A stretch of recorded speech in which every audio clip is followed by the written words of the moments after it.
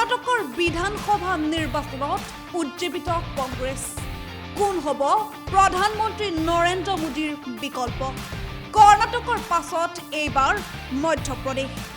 ৰাহুল গান্ধীৰ বিচক্ষণতাই কংগ্ৰেছক জয় কৰাবনে মধ্যপ্ৰদেশত 2024ত মোদীৰ বিৰুদ্ধে শক্তিশালী ৰূপত আত্মপ্ৰকাশ কৰিব নেকি ৰাহুল গান্ধীয়ে কৰ্ণাটকৰ নিৰ্বাচনী ফলাফলে অধিক আত্মবিশ্বাসী হৈ থকা বিজেপিক নতুন শিকনি দিলে কংগ্ৰেছ মুক্ত ভাৰতৰ লক্ষ্যৰে নিৰ্বাচনী প্ৰচাৰ অব্যাহত ৰখা বিজেপি কাৰ্যত দক্ষিণ ভাৰতত শূন্য হৈ পৰিল দক্ষিণ ভাৰতৰ ৰাজ্যসমূহৰ ভিতৰত কৰ্ণাটকতে বিজেপিৰ চৰকাৰ আছিল তাৰ পৰাও কৰ্ণাটকবাসীয়ে ক্ষমতাৰ পৰা বিতাড়িত কৰিলে বিজেপিক ইয়াৰ কাৰণ কেৱল কংগ্ৰেছৰ প্ৰতি ৰাইজৰ আস্থাই নহয় ৰাজ্যখনত বিজেপি চৰকাৰখনৰ অজস্ৰ দুৰ্নীতি আৰু তৃণমূল পৰ্যায়ত কংগ্ৰেছ নেতা DK শিৱকুমাৰৰ নেতৃত্বই এই ফলাফলৰ অন্যতম কাৰণ হিচাপে বিবেচিত হৈছে একেদৰে ভাৰত জোড়ো কাৰ্যসূচীত অংশ লোৱা ৰাহুল গান্ধীৰ ৰাজনৈতিক তৎপৰতায়ো দলটোক ভাল ফলাফল লাভ কৰাত সহায় কৰিলে এইবাৰ কংগ্ৰেছৰ মূল লক্ষ্য মধ্যপ্ৰদেশ বিধানসভা নিৰ্বাচন এই নিৰ্বাচনে নিশ্চিত কৰিব মোদীৰ বিকল্প ইতিমধ্যে সমাপ্ত হল কৰ্ণাটক বিধানসভাৰ নিৰ্বাচন এই বিধানসভাৰ নিৰ্বাচনত কংগ্ৰেছে খুব সুন্দৰ প্ৰদৰ্শনেৰে বৰ্তমান সময়ত ভাৰতবৰ্ষৰ কেন্দ্ৰত শাসিত বিজেপি চৰকাৰখনক প্ৰত্যাহ্বান জনাবলৈ সক্ষম হ'ল এইখিনিতে কিন্তু বহুতৰ মনত প্ৰশ্ন উদয় হৈছে যে ৰাহুল গান্ধীৰ নেতৃত্বত অথবা মল্লিকাৰ্জুন খৰ্গেৰ দৰে জ্যেষ্ঠ নেতাৰ থকাৰ পিছতো ৰাহুল গান্ধীৰ যি বিচক্ষণতা সেই বিচক্ষণতাৰ জৰিয়তে কিন্তু কৰ্ণাটকত কংগ্ৰেছে আশানুৰূপভাৱে খুব সুন্দৰ প্ৰদৰ্শন কৰিবলৈ সক্ষম হ'ল ইতিমধ্যে সিদ্ধাৰামায়াক আনুষ্ঠানিকভাৱে তেখেতক মুখ্যমন্ত্ৰী পদ অৰ্পণ কৰা হৈছে তেখেতেই হ'ব কৰ্ণাটকৰ পৰৱৰ্তী মুখ্যমন্ত্ৰী এই সকলো জল্পনা কল্পনাৰ মাজত কিন্তু ৰাহুল গান্ধীৰ ৰাজনৈতিক বিচক্ষণতাক নৰেন্দ্ৰ মোদী সমকক্ষ অথবা 2024ত তেখেতৰ বিকল্প হিচাপে ভাৰতবৰ্ষৰ জনসাধাৰণে আদৰি ল'ব নেকি সেই কথাক লৈ কিন্তু ৰাজনৈতিক সচেতন মহলত যথেষ্ট প্ৰশ্নৰ উত্থাপন হৈছে এই সামগ্ৰিকভাৱে যদি আমি এই সকলোবোৰ দিশ বিশ্লেষণ কৰি চাওঁ তেন্তে আমি এটা কথা গম পাম যে শেহতীয়াকৈ ভাৰত জোড়ো যাত্ৰাৰ জৰিয়তে জম্মুৰ পৰা কন্যাকুমাৰীলৈকে সকলো ভাৰতবৰ্ষৰ সকলো প্ৰান্তত ৰাহুল গান্ধীৰ যি ভাৰত জোড়ো যাত্ৰা সেই ভাৰত জোড়ো যাত্ৰাই কিন্তু এটা গুৰুত্বপূৰ্ণ আৰু যোগাত্মক পদক্ষেপ পেলাইছে বা যোগাত্মক প্ৰভাৱ পেলাইছে আমি দেখিবলৈ পাইছো যে শেহতীয়াকৈ ৰাহুল গান্ধীৰ যি ৰাজনৈতিক বিচক্ষণতা সেই বিচক্ষণতা ইতিমধ্যে আমি কৰ্ণাটকৰ বিধানসভাৰ ৰেলীসমূহ অথবা তেওঁৰ জনসভাসমূহত দেখিবলৈ পাইছো যিটো সময়ত বিজেপিৰ কেন্দ্ৰত শাসিত চৰকাৰখনৰ বহুবলকি নেতাসমূহে 40 জন ষ্টাৰ কেম্পেইনাৰে বিভিন্ন সাম্প্ৰদায়িক বিষয়কে লৈ হওক অথবা বজৰংবলীৰ বিষয়কে লৈ লওক এই সমূহ বিষয়ৰ জৰিয়তে কৰ্ণাটকৰ জনসাধাৰণক আকৰ্ষিত কৰিবলৈ চেষ্টা কৰিছিল কিন্তু তাৰ বিপৰীতে পাঁচটা ইস্যুৰ জৰিয়তে যেতিয়া সকলো গৃহিণী সকলো নিবনুৱা অথবা মহিলাসকলক বিশেষ ধৰণে আকৰ্ষিত কৰিব পৰাকৈ এখন লোভনীয় নিৰ্বাচনী ইস্তাহাৰৰ জৰিয়তে সকলো ভোটাৰক স্পৰ্শ কৰিবলৈ ৰাহুল গান্ধীয়ে সক্ষম হৈছিল সেই সময়তে কিন্তু তেখেতৰ ৰাজনৈতিক পৰিপক্কতা বৰ্তমান সময়ত ভাৰতবৰ্ষৰ ৰাজনীতিত কিমান বিদ্যমান সেই কথা কিন্তু সবল আৰু শক্তিশালী ৰূপত আমাৰ সন্মুখত পৰিস্ফুট হৈ আহিছে আমি শেহতীয়া দিনসমূহত এটা কথা দেখিবলৈ পাইছো যে ৰাহুল গান্ধীৰ যি চৰিত্ৰ ৰাহুল গান্ধীৰ যি ৰাজনৈতিক চৰিত্ৰ সেয়া কিন্তু সংসদৰ ভিতৰতো যথেষ্ট শক্তিশালী ৰূপত তেখেতে নিজকে আত্মপ্ৰকাশ কৰিছে আমি দেখিবলৈ পাইছো যে বহুতে ৰাহুল গান্ধীক পাপ্পু বুলি অথবা ৰাহুল বাবু বুলি বহু ধৰণে ইতিকিংসূচক মন্তব্য তেখেতৰ বিৰুদ্ধে কৰা দেখিবলৈ পাইছো ইতিমধ্যে কৰ্ণাটক বিধানসভা নিৰ্বাচনত তেখেতৰ পিতৃৰ বিৰুদ্ধে এটা কটু মন্তব্য কৰিবলৈ গৈ বহুতো এজন ভাৰতবৰ্ষৰ প্ৰাক্তন প্ৰধানমন্ত্ৰীক অপমান কৰা হৈছিল তাৰ প্ৰত্যুত্তৰো গান্ধী পৰিয়ালৰ ফালৰ পৰা আহিছে কিন্তু এইখিনিতে এটা প্ৰশ্ন উদয় হয় যে কেৱল আৰু কেৱল মাত্ৰ ৰাহুল গান্ধী জৱাহৰলাল নেহেৰু ইন্দিৰা গান্ধী আৰু ৰাজীৱ গান্ধীৰ লগত থকা পোনপটীয়া সম্পৰ্কৰ কাৰণে কৰবাত নহয় কৰবাত আক্ৰমণৰ বলি হৈছে নেকি কাৰণ আমি শেহতীয়াকৈ দেখিবলৈ পাইছো যে ভাৰতবৰ্ষত সমগ্ৰ কংগ্ৰেছ নেতৃত্বসমূহ বিজেপিয়ে যথেষ্ট আদৰ আৰু তেওঁলোকক আদৰ কৰা আমি দেখিবলৈ পাওঁ কিন্তু তাৰ বিপৰীতে কেৱল আৰু কেৱল মাত্ৰ কংগ্ৰেছৰ 2-3 জন মুষ্টিমেয় নেতাকে কিন্তু আমি আক্ৰমণ কৰা দেখিবলৈ পাওঁ সেই আক্ৰমণে যেতিয়া ৰাজনৈতিক ভদ্ৰতাৰ সম্পূৰ্ণ সীমা চেৰাই গৈ যেতিয়া কটু মন্তব্য কৰা আমি পৰিলক্ষিত কৰোঁ তেতিয়া কৰবাত নহয় কৰবাত সেই সমূহ নেতাৰ প্ৰতিদ্বন্দ্বী হিচাপে অথবা তেওঁলোকৰ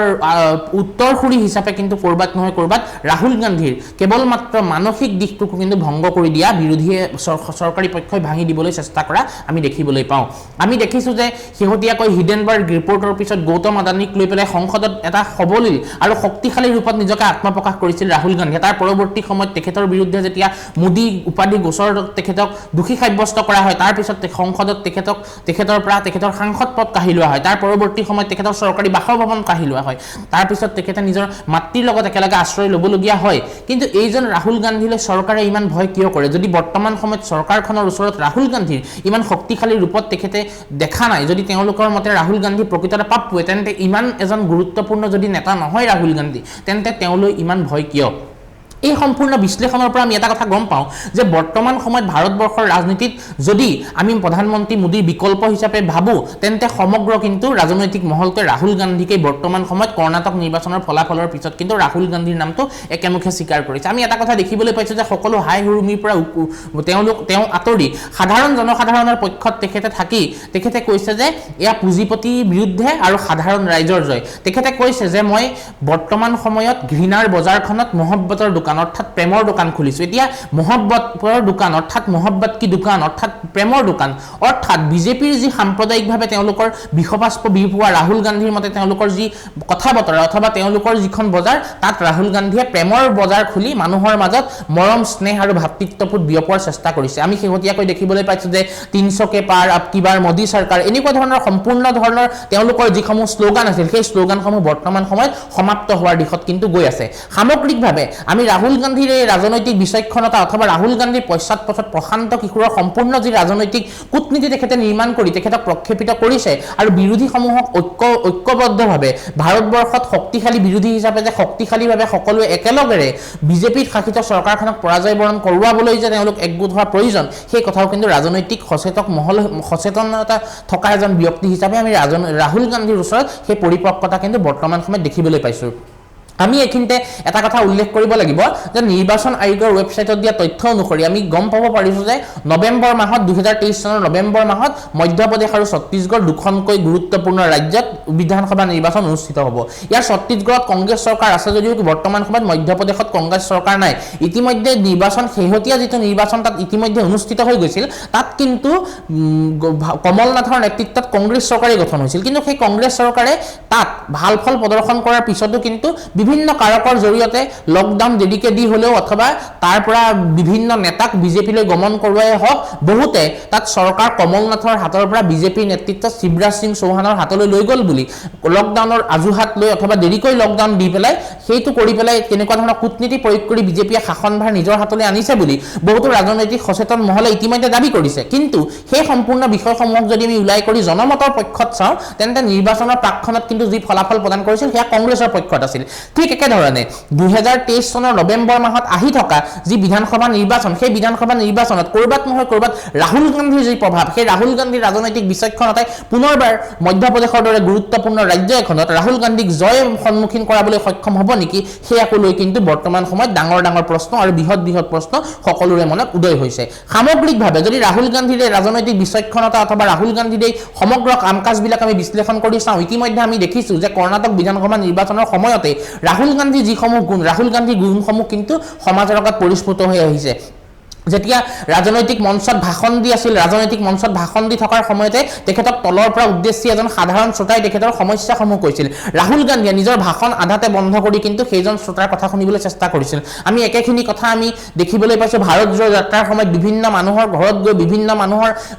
সামাজিক অৱস্থা অৰ্থনৈতিক অৱস্থা অথবা ৰাজনৈতিক অৱস্থাটো তেওঁ বুজি সেই মানুহখিনিৰ দুখ দুৰ্দশা বুজিবলৈ চেষ্টা কৰিছিল অৰ্থাৎ আমি ক'বলৈ গ'লে বৰ্তমান সময়ত ৰাজনৈতিকভাৱে তেখেতৰ পৰিপক্কতাৰ অহাৰ কথাটো কিন্তু বৰ্তমান সময়ত 100% শুদ্ধ আৰু সত্য বুলি বিভিন্ন ৰাজনৈতিক বিশ্লেষকে বৰ্তমান সময়ত দাবী কৰিছে কাৰণ আমি বৰ্তমান সময়ত দেখা পাইছোঁ যে কৰ্ণাটক বিধানসভা নিৰ্বাচনৰ সময়ত ভোটাৰ ৰাইজক আকৰ্ষিত কৰিবৰ কাৰণে কেনেকুৱা ধৰণৰ আঁচনি প্ৰস্তুত কৰাটো প্ৰয়োজন কেনেকুৱা ধৰণৰ কথা কোৱাটো প্ৰয়োজন বৰ্তমান সময়ত যে ভাৰতবৰ্ষত শিক্ষিত মানুহসকলে অথবা সমাজৰ যিসকল মানুহক দুৰ্বল বুলি ভবা যায় সেই সকল মানুহেও তথাকথিত দুৰ্বল বুলি তেওঁলোকে যিসকল মানুহক ভাবে সেই সকল মানুহক আকৰ্ষিত কৰিবৰ কাৰণে কিন্তু কংগ্ৰেছে কেনেকুৱা ধৰণৰ পদক্ষেপ গ্ৰহণ কৰিব লাগে কেন্দ্ৰত থকা চৰকাৰখনৰ পৰিৱৰ্তে সেই কথা বুজি পাইছে যে সকলো সময়তে কেৱল আৰু কেৱল মাত্ৰ ধৰ্ম সম্প্ৰদায় জাতি এনেকুৱা ধৰণৰ বিষয়বস্তুসমূহক লৈ যে মানুহক তাতে ব্যস্ত ৰাখিব নোৱাৰি সেই কথা কিন্তু ইতিমধ্যে কৰ্ণাটক নিৰ্বাচনৰ ফলাফলে আমাৰ সন্মুখত পৰিস্ফুট কৰি তুলিছে কাৰণ আমি 2011 চনৰ যদি আমি লোকপ্ৰিয় কৰ্ণাটকৰ মন কৰোঁ তেন্তে তাতে 84% হিন্দু মেজৰিটি অৰ্থাৎ হিন্দু সংখ্যাগৰিষ্ঠতা আছে ইয়াৰ 30খন বিভিন্ন জিলাত আমি সংখ্যাগৰিষ্ঠতা হিন্দুসকলৰ দেখিবলৈ পাওঁ কিন্তু তাৰ পিছতো বিজেপিৰ ইয়াত বজৰং বলীৰ গুৰুত্বপূৰ্ণ শ্লোগান দিয়াৰ পিছতো শোচনীয় পৰাজয় হোৱাৰ কাৰণ কি কাৰণ ইয়াৰ মূলতে হৈছে বৰ্তমান সময়ত কৰ্ণাটকৰ জনসাধাৰণে সাম্প্ৰদায়িক ৰাজনীতিক সম্পূৰ্ণভাৱে নস্যাৎ কৰিছে ঠিক একে এটা প্ৰেক্ষাপট আমি মধ্যপ্ৰদেশত দেখা পাম নেকি মধ্যপ্ৰদেশত বৰ্তমান শাসনত থকা শিৱৰাজ সিং চৌহানৰ নেতৃত্বৰ চৰকাৰখনক আঁতৰাই পুনৰ কংগ্ৰেছ চৰকাৰক অধিষ্ঠিত কৰাবলৈ আগ্ৰহী নেকি এই কথাও কিন্তু শক্তিশালীভাৱে সকলোৰে মনত পৰিস্ফুট হৈ আহিছে এটা কথা ক'ব লাগিব যে মধ্যপ্ৰদেশত যদি প্ৰকৃততে কংগ্ৰেছ চৰকাৰ হয় ইতিমধ্যে কৰ্ণাটকত চৰকাৰ হৈছে ছত্তীশগড়ত কংগ্ৰেছৰ চৰকাৰ হোৱাৰ সম্ভাৱনাৰ কথা বহুতে দাবী কৰিছে তাৰ মাজত যদি বৰ্তমান সময়তে সামগ্ৰিক ঘটনাবোৰ সঁচা আৰু শুদ্ধ আৰু সত্য বুলি প্ৰমাণিত হয় তেন্তে কিন্তু ভৱিষ্যত সময়ত বিৰোধী ঐক্যমঞ্চ যদি গঠন হয় তেন্তে 2024 চনৰ লোকসভা নিৰ্বাচনত কিন্তু বৰ্তমান সময়ত কেন্দ্ৰত শাসন কৰা চৰকাৰখন অথবা নৰেন্দ্ৰ মোদীৰ দৰে এজন ব্যক্তি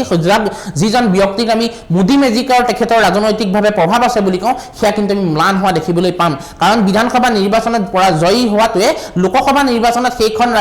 ৰাজ্যত নিজৰ প্ৰভাৱ বিস্তাৰ কৰিবলৈ ৰাজনৈতিক দলটোক এটা সুযোগ দিব সেই সুযোগ যদি কংগ্ৰেছে গ্ৰহণ কৰে আৰু কোৱাৰ অসমত ডাকে কোৱাৰ দৰে যদি কঠিয়া চাই কঠিয়া পৰা মনোবৃত্তি যদি কংগ্ৰেছে লয় তেন্তে বৰ্তমান সময়ত ৰাজনৈতিকভাৱে সফল হোৱা এটা ৰাজনৈতিক দল হিচাপে কিন্তু বৰ্তমান সময়ত কংগ্ৰেছে এই নিৰ্বাচন জয়ী হোৱাটো প্ৰায় খাটাং বুলি আমি নিজৰ বিবেচনা অথবা নিজৰ বিশ্লেষণৰ পৰা আমি গম পাব পাৰোঁ ৰাহুল গান্ধীৰে সামগ্ৰিকভাৱে যদি আমি সমগ্ৰ চৰিত্ৰ বিশ্লেষণ কৰোঁ তেন্তে তেখেতৰ যি উদাৰনৈতিক মনোভাৱ অথবা তেখেতৰ বৰ্তমান সময়লৈকে আমি দেখা পোৱা সহৃদয়তা সেয়াই কিন্তু সাধাৰণ ভোটাৰ ৰাইজক যথেষ্ট আকৰ্ষিত কৰিবলৈ সক্ষম হৈছে কাৰণ আমি দেখিবলৈ পাইছোঁ যে বৰ্তমান সময়ত যি কংগ্ৰেছ বৰ্তমান সময়ত আমি জিৰ' আছে বুলি ক'ব পাৰোঁ জিৰ'ৰ পৰা কিন্তু কৰ্ণাটক নিৰ্বাচন জয়ী হোৱাতে তেওঁলোকক 50লৈ লৈ আনিছে অৰ্থাৎ কংগ্ৰেছ নেতা কৰ্মীসকলৰ মাজত ভাৰতবৰ্ষৰ সকলো কংগ্ৰেছ নেতা কৰ্মীৰ মাজত কিন্তু এটা নতুন উদ্যম আৰু নতুন উৎসাহ তেওঁলোকৰ মুখত দেখিবলৈ পাইছোঁ তেওঁলোকৰ মুখত এটা নতুন আশাৰ প্ৰদীপ জ্বলিছে যি আশাৰ প্ৰদীপে তেওঁলোকক কৰ্ণাটক নিৰ্বাচনৰ পিছত কিন্তু মধ্যপ্ৰদেশত বা ছত্তীশগড় নিৰ্বাচনতো একেধৰণে শক্তিশালীভাৱে কিন্তু তেওঁলোকক কাম কৰিবলৈ পুনৰ অনুপ্ৰেৰণা যোগাব পুনৰ তেওঁলোকক তাৰ পৰা শক্তিশালীভাৱে প্ৰক্ষেপিত কৰিব যিয়ে কংগ্ৰেছৰ নেতাসকলৰ মাজত কৰ্মীসকলৰ মাজত যি নতুন উদ্যমৰ পাতনি মেলিব সেই উদ্যমৰ পাতনিয়ে কিন্তু ভৱিষ্যত সময়ত ক'ৰবাত নহয় ক'ৰবাত